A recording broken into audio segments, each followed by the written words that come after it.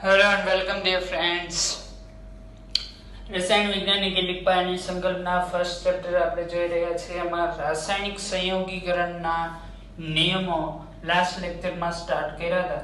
એની અંદર દળ સંચયનો નિયમ અને એના પછીનો જે નિયમ છે નિશ્ચિત પ્રમાણનો નિયમ, આ બે નિયમ વિશે આપણે લાસ્ટ લેક્ચરની અંદર ચર્ચા કરી ગયા છીએ. ત્યાર પછીનો જે નિયમ છે એ લેક્ચરની વાત એ નિયમની વાત આજના લેક્ચરની અંદર કરવા જઈ રહ્યા છે. નિશ્ચિત પ્રમાણનો નિયમ જોયા પછી નિયમ આવે છે ગુણક પ્રમાણનો નિયમ.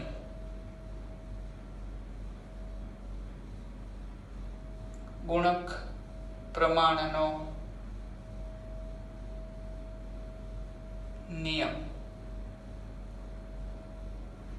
ગુણક પ્રમાણનો નિયમ ડાલ્ટન નામના સાયન્ટિસ્ટ દ્વારા આપવામાં આવ્યો છે. ગુણક પ્રમાણનો નિયમ આપનાર વૈજ્ઞાનિક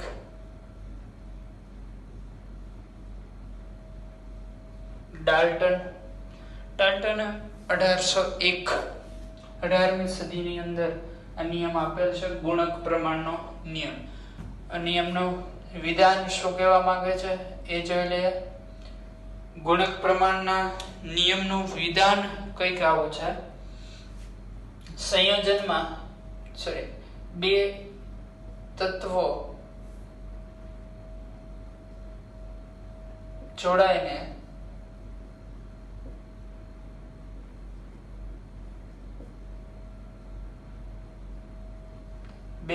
જોડાઈને એક કરતા વધારે સંયોજન બનાવે.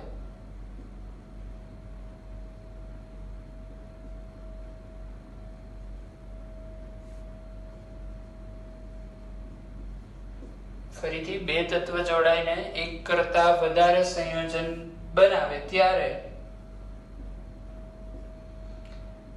એક તત્વનું દળ બીજા તત્વના જોડાતા બીજા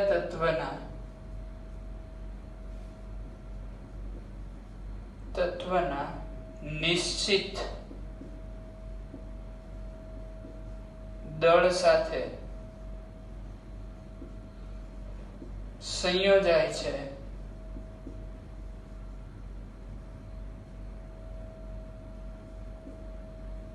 તેને સાદા ગુણોત્તરમાં દર્શાવી શકાય છે.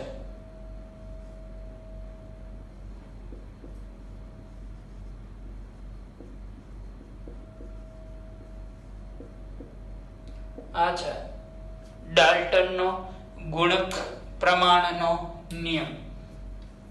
ધ્યાનથી સમજીએ. બે તત્વો જોડાઈને એક કરતા વધારે સંયોજન બનાવે ત્યારે એક તત્વનું દળ જોડાતા બીજા તત્વના નિશ્ચિત દળ સાથે સંયોજાય છે. તેને સાદા ગુણોત્તરમાં દર્શાવી શકાય છે. એક્ઝામ્પલ લઈશું એટલે વધારે આઈડિયા આવશે. એક્ઝામ્પલમાં હાઇડ્રોજન અને ઓક્સિજન.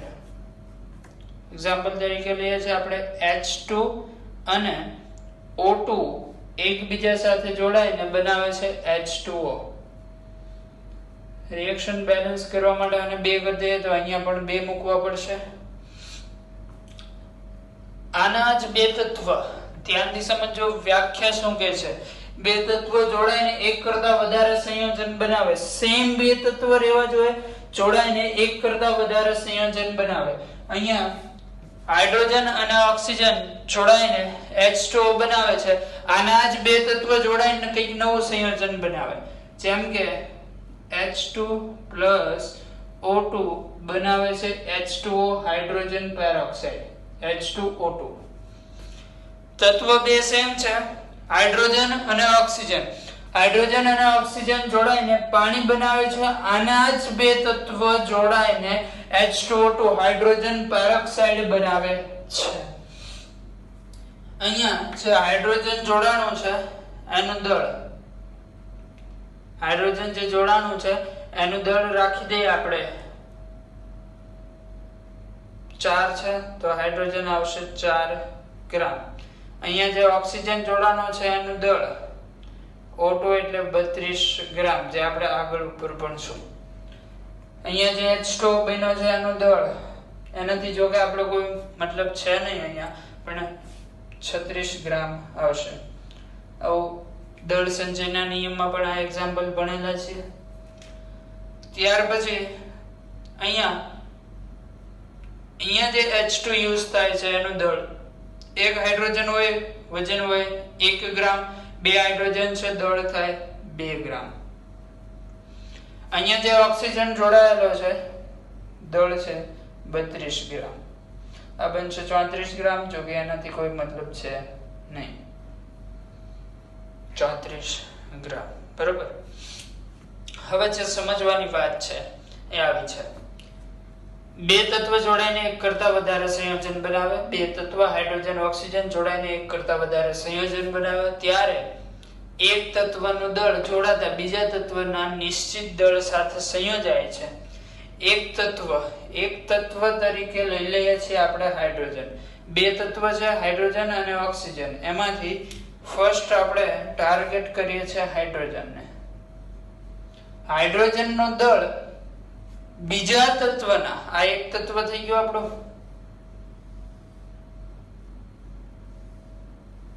હાઇડ્રોજન, હાઇડ્રોજનનો દળ જોડાતા બીજા તત્વના નિશ્ચિત દળ સાથે સંયોજાય છે. બીજું તત્વ એટલે ઓક્સિજન, આ છે બીજું તત્વ. બીજા તત્વનું દળ નિશ્ચિત એટલે કે ફિક્સ હશે. તો અહીંયા બંને રિએક્શન જોઈ શકો છો, બંને રિએક્શન ની અંદર ઓક્સિજનનું દળ નિશ્ચિત છે, હાઇડ્રોજનનું દળ જુદું જુદું છે. તો આખું ફરીથી એક તત્વનું દળ હાઇડ્રોજનનું દળ બીજા તત્વના નિશ્ચિત દળ સાથે, આ બીજું તત્વ એનું નિશ્ચિત દળ એની સાથે સંયોજાય છે ત્યારે તેને એટલે કોને? એક તત્વ. જે પહેલું તત્વ લીધું હતું એ પહેલું તત્વ લીધું હતું હાઇડ્રોજન. એક તત્વનું દળ જોડાતા બીજા તત્વના નિશ્ચિત દળ સાથે જોડાય છે ત્યારે તેને એટલે કે પ્રથમ તત્વના દળને સાદા ગુણોત્તરમાં દર્શાવી શકાય છે. તો અહીંયા પહેલા હાઇડ્રોજનનું દળ 4 ગ્રામ હતું અને બીજું હાઇડ્રોજનનું દળ 2 ગ્રામ. 4:2 સાદો ગુણોત્તર થાય 2:1. આ એક સાદા ગુણોત્તરમાં દર્શાવી શકાય. મતલબ કે આ ઉદાહરણ ગુણક પ્રમાણના નિયમનું પાલન કરે છે. વાત સમજાય છે? ફરીથી એકવાર રિપીટ કરી દઉં છું. જ્યારે બે તત્વ જોડાય એક કરતા વધારે સંયોજન બનાવે, અહીંયા બે તત્વ હાઇડ્રોજન અને ઓક્સિજન જોડાઈને એક કરતા વધારે બે સંયોજન બનાવે છે. એટલે બે અલગ અલગ પ્રક્રિયા હશે, એમાં કોઈ એકનું દળ ફિક્સ હશે. જરૂરી નથી ઓક્સિજનનું જોઈએ, હાઇડ્રોજનનું પણ દળ ફિક્સ હોઈ શકે છે. અહીંયા ઓક્સિજનનું દળ આપણે ફિક્સ કરી દીધું છે, બરોબર. ત્યારે બાકીનો જે તત્વ હશે એના દળને સાદા ગુણોત્તરમાં દર્શાવી શકાશે. વાત સિમ્પલ છે. ફરીથી એકવાર, બે તત્વ જોડાઈને એક કરતા વધારે સંયોજન બનાવે ત્યારે એક તત્વનું દળ, આ એક તત્વ એનું દળ જોડાતા બીજા તત્વના નિશ્ચિત દળ સાથે સંયોજાય. આ બીજા તત્વનું નિશ્ચિત દળ એની સાથે સંયોજાણો ત્યારે તેને એટલે કે પ્રથમ તત્વના દળને સાદા ગુણોત્તરમાં દર્શાવી શકાય છે, બરોબર. ચલો હવે અવનવો આનો આ જ એક્ઝામ્પલ, આમાં આપણે ઓક્સિજનનું દળ ફિક્સ કરી દઈએ, હાઇડ્રોજન ચેન્જ કરીએ. પ્રથમ જે રિએક્શન છે H2 plus O2 gives H2O. આ રિએક્શનમાં ઓક્સિજનને આ રીતે પણ બેલેન્સ કરી શકો તમે આગળ 1/2 ગુણીને, બરોબર. સેકન્ડ રિએક્શન છે H2 plus O2 gives H2O2. પ્રથમ રિએક્શન જો એમાં હાઇડ્રોજનનું દળ, બે હાઇડ્રોજન છે, દળ હોય 2 ગ્રામ. ઓક્સિજન એક આખો O2 નો અણુ હોય તો એનું દળ છે 32 ગ્રામ. અહીંયા અડધો છે તો દળ પણ અડધું થઈ જાય, 32 નું અડધું. આનું દળ હશે 16 ગ્રામ. H2 2 ગ્રામ. અહીંયા O2 આખો છે, દળ આવશે 32 ગ્રામ. ફરીથી આની આ ડેફિનેશન જો બે તત્વ જોડાઈને એક કરતા વધારે સંયોજન બનાવે છે તો કે યસ H અને O બે તત્વ જુદા જુદા છે, એક કરતા વધારે સંયોજન બનાવે છે. ત્યારે એક તત્વનું દળ જે બીજા તત્વના નિશ્ચિત દળ સાથે જોડાશે. એક તત્વ કયું હશે જેનું દળ નિશ્ચિત નહીં હોય? એટલે પહેલા આપણે ગોતી લઈએ નિશ્ચિત દળ વાળું. નિશ્ચિત દળ વાળું કોણ છે? હાઇડ્રોજન. જો હાઇડ્રોજનનું દળ બંનેમાં ફિક્સ છે 2 ગ્રામ. તો નિશ્ચિત દળ એની સાથે જે બીજા તત્વનો દળ જોડાય છે એને આપણે સાદા ગુણોત્તરમાં દર્શાવી શકશું. તો કે અહીંયા બીજા તત્વનો જે દળ છે એ છે 16 ગ્રામ પ્રથમ રિએક્શનમાં અને સેકન્ડમાં 32 ગ્રામ. તો સાદો ગુણોત્તર બને 1:2. તો અહીંયા પણ ગુણક પ્રમાણનો નિયમ લાગુ પડે છે. બરાબર. હા, તો ગુણક પ્રમાણનો નિયમ. ત્યાર પછી સેકન્ડ જે રૂલ જોવા જવાનો છે એ છે ગેલ્યુસેકનો નિયમ.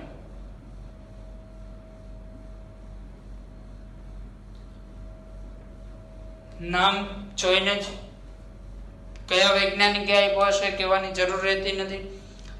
ગેલ્યુસેક નામના સાયન્ટિસ્ટે જ આપેલો છે 1808 માં.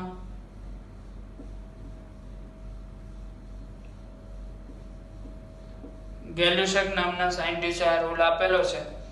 એટલો બધો ખાસ કોઈ ઇમ્પોર્ટન્ટ નથી, પણ આમાંથી જે એવોગેડ્રોનો નિયમ આવશે બહુ જ ઇમ્પોર્ટન્ટ છે. ગેલ્યુસેકનો નિયમ શું કહે છે એ જોઈ લઈએ પહેલા. એનું વિધાન. ગેલ્યુસેકે એવું કીધું, જો કોઈ પ્રક્રિયા દરમિયાન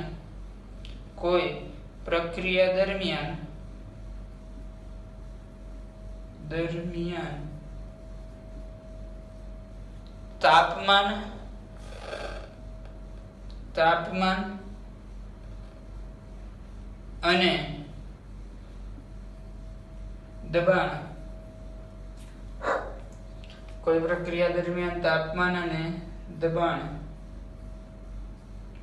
અચળ હોય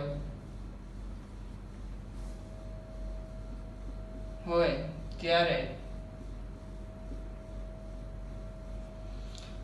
કોઈ પ્રક્રિયા દરમિયાન તાપમાન અને દબાણ અચળ હોય ત્યારે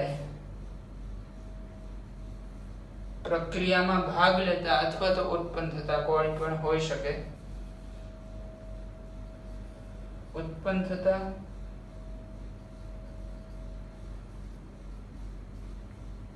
અને પ્રક્રિયામાં ભાગ લેતા વાયુના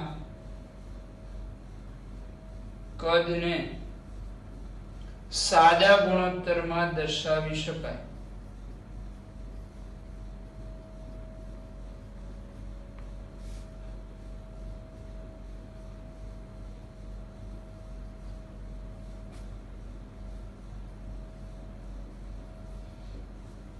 જો કોઈ પ્રક્રિયા દરમિયાન તાપમાન અને દબાણ અચળ હોય ત્યારે ઉત્પન્ન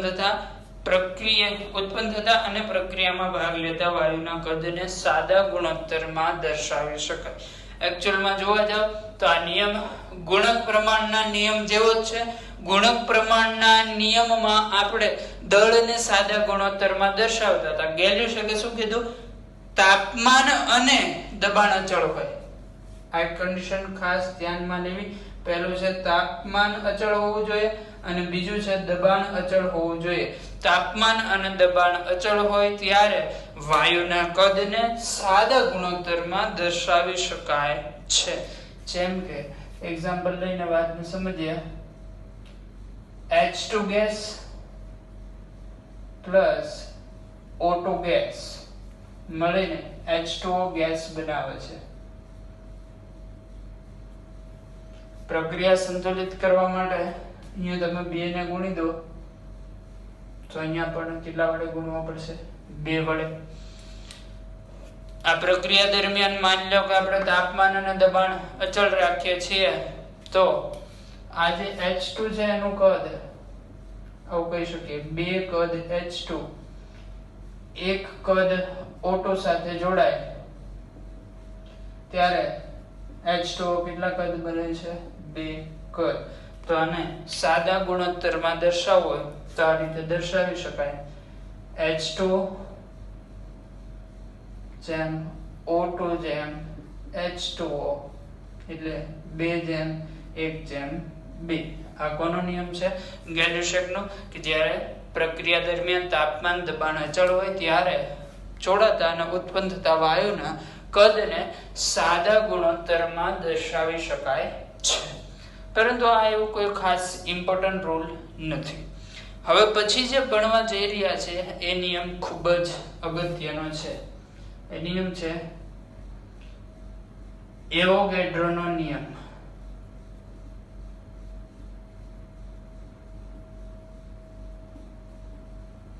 હવે પછીનો રૂલ્સ એવોગેડ્રોનો નિયમ. ખૂબ જ ઇમ્પોર્ટન્ટ નિયમ છે. નિયમનું નામ સાંભળીને જ ખ્યાલ આવી જશે કયા વૈજ્ઞાનિકે રૂલ્સ આપેલો, તો કે એવોગેડ્રો. આ નિયમનો આપણે આગળ પણ ખૂબ જ ઉપયોગ આવવાનો છે, એટલે ધ્યાનથી સમજજો. એવોગેડ્રોના નિયમનું વિધાન આવું છે: સમાન તાપમાન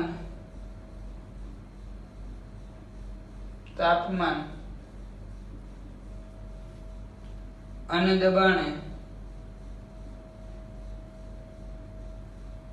દબાણે વાયુના સમાન કદમાં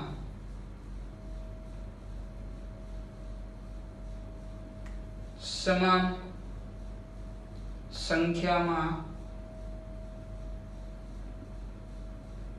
અણુઓ રહેલા છે.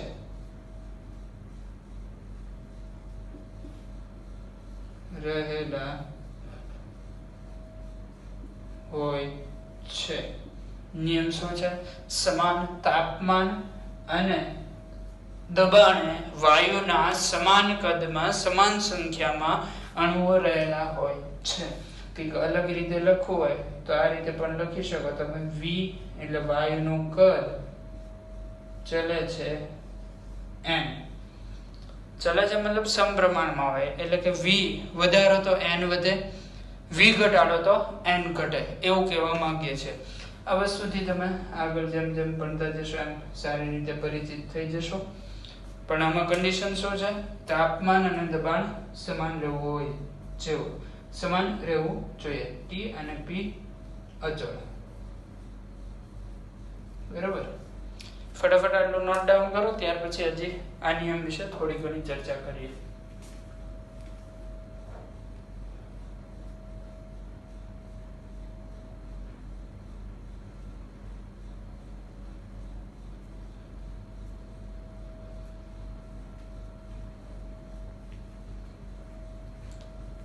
તમે સ્ક્રીનશોટ પણ લઈને પાછળથી બુકમાં લખી શકો છો.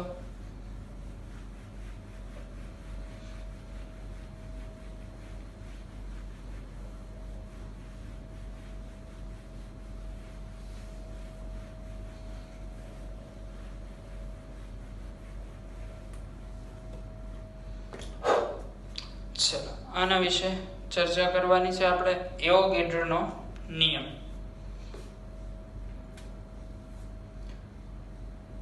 એવોગેડ્રોના નિયમ ઉપરથી એક વસ્તુ સાબિત થાય છે કે એવોગેડ્રોએ એવું કીધું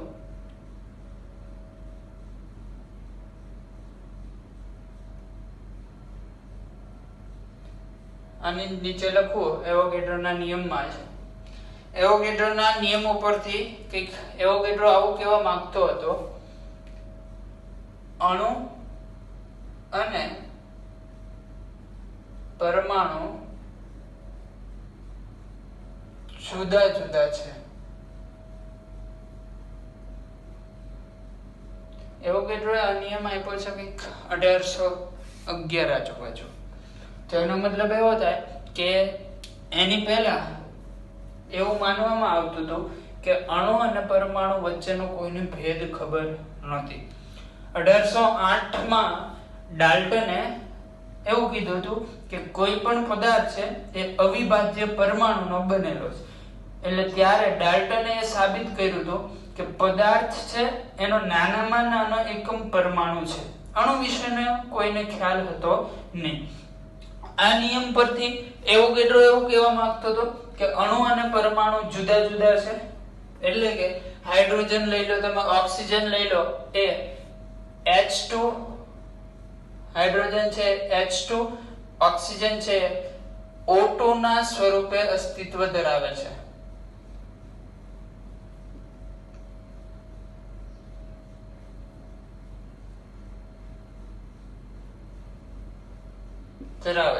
આવો એવોગેડ્રોનું કહેવું હતું.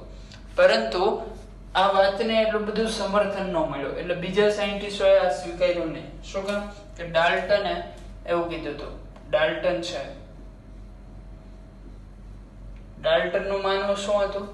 પરમાણુ એ જ નાનામાં નાનું કણ છે, અણુ જેવું કંઈ છે નહીં. એટલે ડાલ્ટન આ વાતને શું કરે છે? સ્વીકારતો નથી. તો ત્યાર પછી 50 વર્ષ પછી, આફ્ટર 50 યર, બે સાયન્ટિસ્ટ, એક છે કર્લ શ્રોહે અને બીજો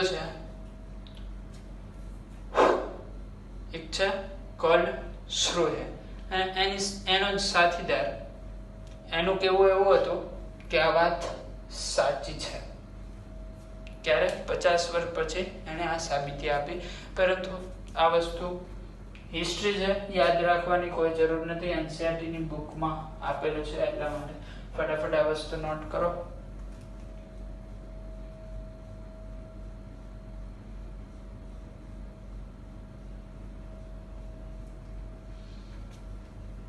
કર્લ શ્રોયરનો જે સાથીદાર છે એનું નામ છે કેનિઝારો.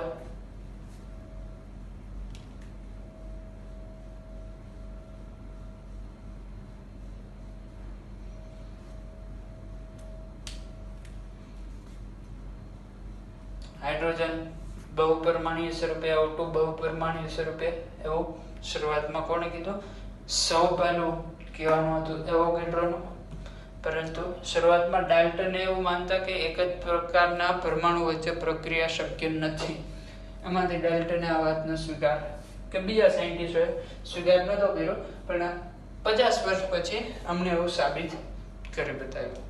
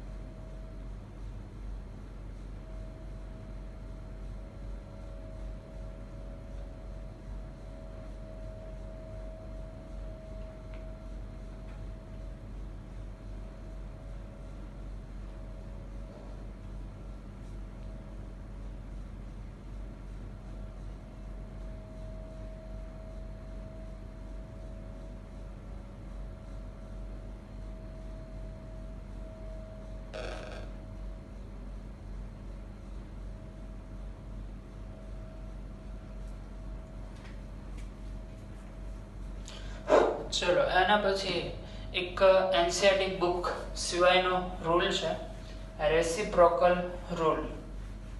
એના વિશે અભ્યાસ કરવાનો છે, સજ માહિતી લેવાની છે, બાકી બહુ એટલું બધું ઇમ્પોર્ટન્ટ છે નહીં.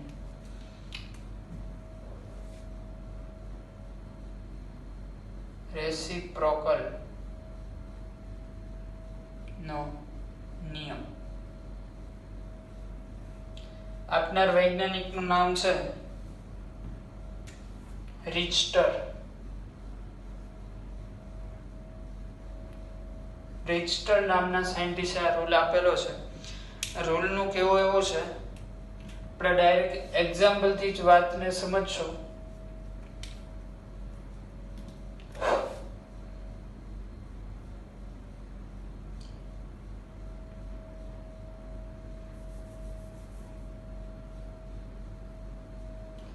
એક તત્વ છે કાર્બન, એ ઓક્સિજન સાથે જોડાય છે અને બનાવે છે CO2.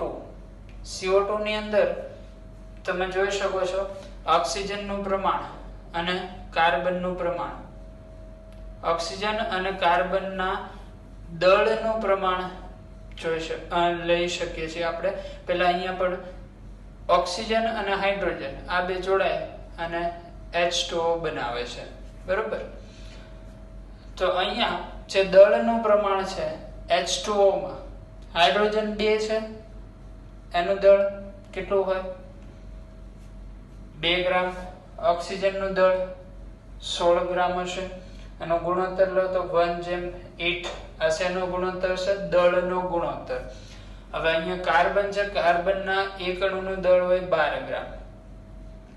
ઓક્સિજનના 2 અણુ છે, ઓક્સિજનના એક અણુનું દળ છે 16 ગ્રામ, 2 અણુનું દળ થાય 32 ગ્રામ. એ આપણે આગળ ભણશું એટલે વધારે ખ્યાલ આવી જશે, ચિંતા કરવાની જરૂર નથી. અહીંયા હાઇડ્રોજન અને ઓક્સિજન 1:8 ના પ્રમાણમાં દળથી જોડાયેલા છે. અહીંયા કાર્બન અને ઓક્સિજન 12:32 છે અને હજી નાના ફોર્મેટની અંદર 4 વડે ડિવાઈડ કરી દો તો અહીંયા 3 થઈ જાય અને 8 ચોક 32, અહીંયા 8 થઈ જશે. તો એમનું પ્રમાણ છે 3:8. હવે નિયમ શું છે હવે સમજો. 3 અલગ અલગ તત્વો છે.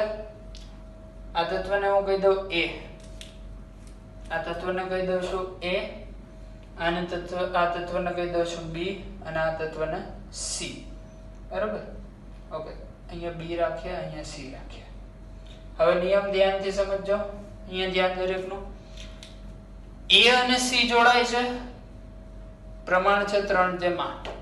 B અને C જોડાય છે, પ્રમાણ છે 1:8. અહીંયા એક વસ્તુ કોમન છે. શું કોમન છે? તો કે C નું પ્રમાણ, એટલે કે ઓક્સિજનનું પ્રમાણ. અહીંયા પણ 8, અહીંયા પણ 8. જ્યારે આવું થાય ત્યારે A અને B એકબીજા સાથે જોડાય તો એ કયું પ્રમાણ હશે? 3:1 નું. આ બેને જોડી દો, બનાવે CH4. કાર્બનનું દળ 12 ગ્રામ, આનું 4 હાઇડ્રોજનનું દળ 4 ગ્રામ. 12:4 એટલે 4 વડે ડિવાઈડ કરી દો તો પ્રમાણ આવે 3:1. થાય છે એવું. એટલે રેસિપ્રોકલનો નિયમ આપવાનો મીન શું હતો એ ધ્યાનથી સમજો. કાર્બન અને ઓક્સિજન A અને C એકબીજા સાથે 3:8 દળથી જોડાય છે, એટલે એટલા પ્રમાણથી. હાઇડ્રોજન ઓક્સિજન એટલે B અને C બીજા કોઈ બે તત્વ છે. આમાં એક તત્વ કોમન આવે છે ઓક્સિજન અને બીજા બે તત્વ જુદા જુદા છે. એટલે કોઈ બે જુદા જુદા તત્વ એક તત્વ સાથે અલગ અલગ રીતે જોડાય. આ પણ અલગ રીતે જોડાઈને અલગ સંયોજન બનાવે છે, આ પણ અલગ રીતે જોડાઈને આખું અલગ સંયોજન બનાવે છે. ત્યારે અહીંયા દળનું પ્રમાણ આવે છે 3:8, અહીંયા દળનું પ્રમાણ આવે છે 1:8. તો આમાં જે કોમન તત્વ છે એ કોમન તત્વનું દળ ફિક્સ હોય તો બાકીના જે બે જુદા જુદા તત્વ છે એ પણ અહીંયા રહેલા દળ જેટલા જ દળથી જોડાશે, બરોબર. વિધાનમાં લખવું હોય તો આવી રીતે લખી શકીએ. બે તત્વ જુદી રીતે અથવા તો જુદી રીતે અલગ અલગ, કાર્બન ઓક્સિજન, હાઇડ્રોજન ઓક્સિજન, આ બેને કઈ લાગતું વળગતું નથી, આ બેને કઈ, આ બે જોડાઈને આખું અલગ સંયોજન બનાવે છે, આ બે જોડાઈને આખું અલગ સંયોજન બનાવે છે. બે તત્વ જુદી જુદી રીતે કોઈ ત્રીજા તત્વ સાથે જોડાય, ત્રીજા તત્વ સાથે જોડાય, તત્વ સાથે જોડાય ત્યારે ત્રીજા તત્વના દળનું પ્રમાણ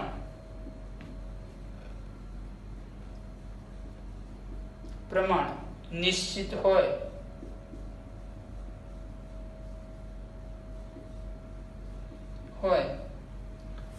તો પ્રથમ બે તત્વ એટલે કે આ બે પ્રથમ બે તત્વ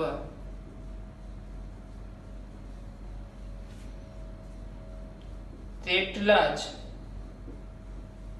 દળના પ્રમાણથી જોડાઈને અલગ સંયોજનની રચના કરશે.